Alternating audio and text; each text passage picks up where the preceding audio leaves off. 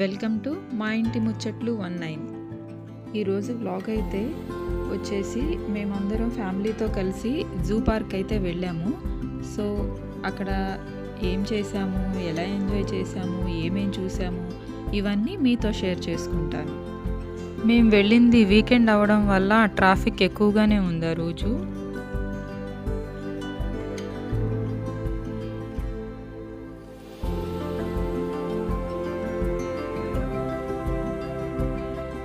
So zoo park అయితే వచ్చేసాము. ఆ రోజు సాటర్డే అవ్వడం వల్ల క్రౌడ్ అయితే చాలా ఎక్కువగానే ఉంది. సో ఎవరైనా వెళ్ళాలని ప్లాన్ చేసుకునే వాళ్ళు వీకెండ్స్ కంటే వీక్ డేసే బెటర్ అని నాకు అనిపించింది. ఇక్కడ entry fee and zoo timings details share చేశాను, ఒకసారి చెక్ చేయండి.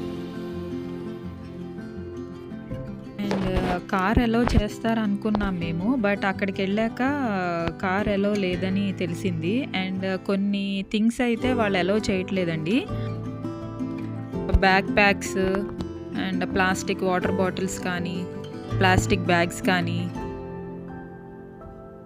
కిడ్స్ సైకిల్స్ కానీ అవేమీ వాళ్ళు ఎలో చేయలేదు. జూ పార్క్లో ఎలక్ట్రిక్ వెహికల్స్ అయితే అవైలబుల్గా ఉన్నాయండి. అక్కడ కొన్ని మేజర్ పాయింట్స్ ఉన్నాయి. ఒక చోట పిక్ చేసుకుని వేరే పాయింట్ దగ్గర డ్రాప్ చేస్తున్నారు మనల్ని. సో నియర్ బై ప్లేసెస్ చూసుకుని మళ్ళీ అక్కడ వెహికల్ ఎక్కి మనం వేరే పాయింట్ దగ్గర దిగొచ్చు. అంటే మేమైతే ఫస్ట్ బర్డ్స్ దగ్గర దిగి అవన్నీ చూసాము. చాలా డిఫరెంట్ టైప్స్ ఆఫ్ బర్డ్స్ ఉన్నాయి.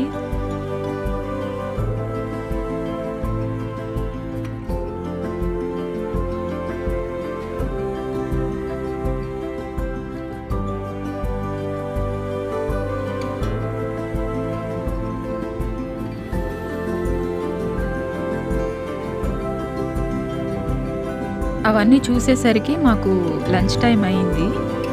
మేమైతే ఒక దగ్గర కూర్చుని లంచ్ అయితే చేసాము. మేము ఇంటి దగ్గర నుంచే లంచ్ ప్రిపేర్ చేసుకుని వెళ్ళాము. ఫుడ్ అలో చేస్తున్నారండి. అండ్ అక్కడ ఫుడ్ కోర్ట్స్ కూడా అవైలబుల్గానే ఉన్నాయి. ఆ రోజు క్లైమేట్ కూడా క్లౌడీగా ఉంది. రోజు ఉండే బిజీ లైఫ్లో ఒకరోజు నేచర్కి దగ్గరగా అలా చల్లటి వాతావరణంలో చెట్ల కింద కబుర్లు చెప్పుకుంటూ ఫుడ్ తింటూ ఉంటే చాలా రిలాక్సింగ్గా అనిపించింది. మేమైతే లంచ్ ఫినిష్ చేసుకొని మళ్ళీ చూడడానికి అయితే స్టార్ట్ అయ్యాము. ఇప్పుడు స్నేక్స్ చూడడానికి వెళ్ళాము. అక్కడ చాలా డిఫరెంట్ టైప్స్ ఆఫ్ స్నేక్స్ ఉన్నాయండి. కొన్ని యాక్టివ్గా ఉన్నాయి, కొన్ని కొంచెం పడుకుని ఉన్నాయి. స్నేక్సే కాదండి, మిగిలిన యానిమల్స్ కూడా చాలా వరకు ఆఫ్టర్నూన్ టైంలో ఇన్యాక్టివ్గానే ఉన్నాయి. అయితే అంటే మార్నింగ్ 9 to 11, 12 ఆ మధ్యలో అయితే యాక్టివ్గా ఉంటాయంట. ఎవరైనా వెళ్ళాలనుకునే వాళ్ళు మార్నింగ్ 9 కల్లా అక్కడ ఉండేలాగా వెళ్తే అప్పుడు ఫీడ్ చేస్తారంట యానిమల్స్కి. అప్పుడు యానిమల్స్ అన్నీ యాక్టివ్గా కనిపిస్తాయి మీకు.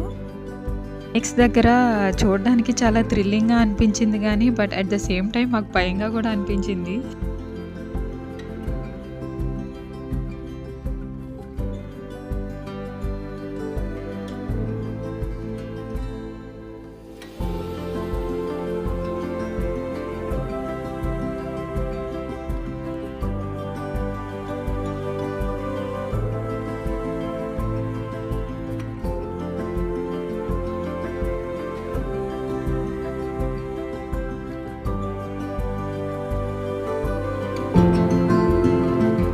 ఇవి టార్టాయిస్ అండి. టార్టాయిస్లో టూ టైప్స్ ఉన్నాయి. ఒకటి నార్మల్ టార్టాయిస్, ఇంకోటి స్టార్ టార్టాయిస్.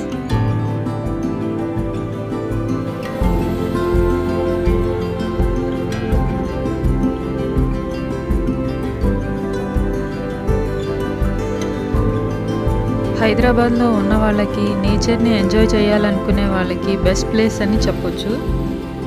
గ్రీనరీగా ఉంది పార్క్ అంతా, చాలా ఆహ్లాదకరంగా అనిపించింది. మెయింటెనెన్స్ కూడా చాలా బాగుందండి, నీట్గా క్లీన్గా ఉంచారు. ఇక్కడ క్రొకడైల్స్ దగ్గరికి అయితే వచ్చాము.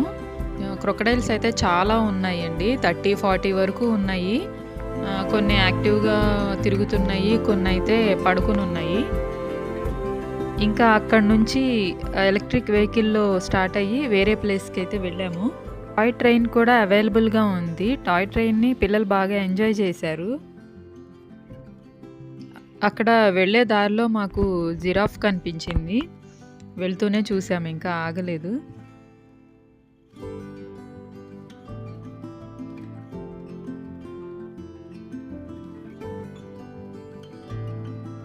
ఇప్పుడు మీరు చూస్తున్నది rhinoceros, one of the largest animal అండి.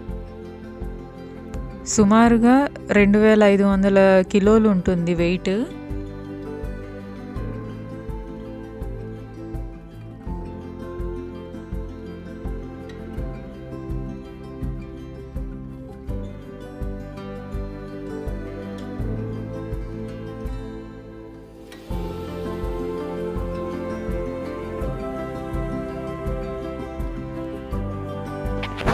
ఇప్పుడు చీతా దగ్గరికైతే వచ్చేసాము. చీతా అయితే చాలా యాక్టివ్గా అటు ఇటు వాకింగ్ చేస్తూనే ఉంది. చూడడానికి వచ్చిన వాళ్ళందరినీ చాలా ఎంటర్టైన్ చేసింది చీతా. ఇప్పుడు మీకు కనిపించేదైతే ఫాక్స్. అది 3-4 ఫాక్సెస్ అయితే కనిపించాయి మాకు.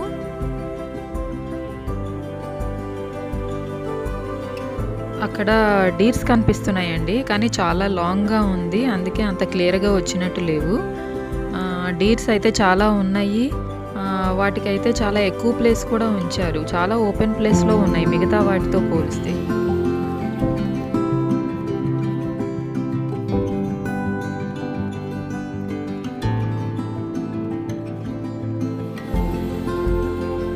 జూకి ఎండింగ్లో ఎలిఫెంట్స్ ఉన్నాయి.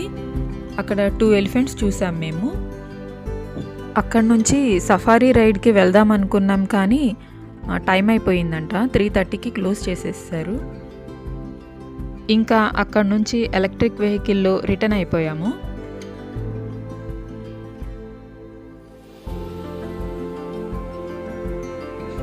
అక్కడ ఎంట్రన్స్లో ఒక ఫుడ్ కోర్ట్ ఉంది. అక్కడ చిన్నగా స్నాక్స్ తీసుకుని వచ్చే దారిలో కొన్ని ఫొటోస్ తీసుకుని ఇంకా ఇంటికైతే రిటర్న్ అయిపోయాము.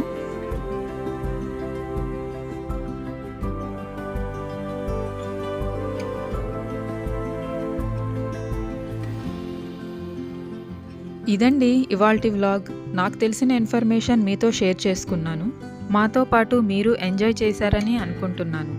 ఈ వీడియో మీకు నచ్చినట్లయితే please do like, share and subscribe to my channel. Thank you.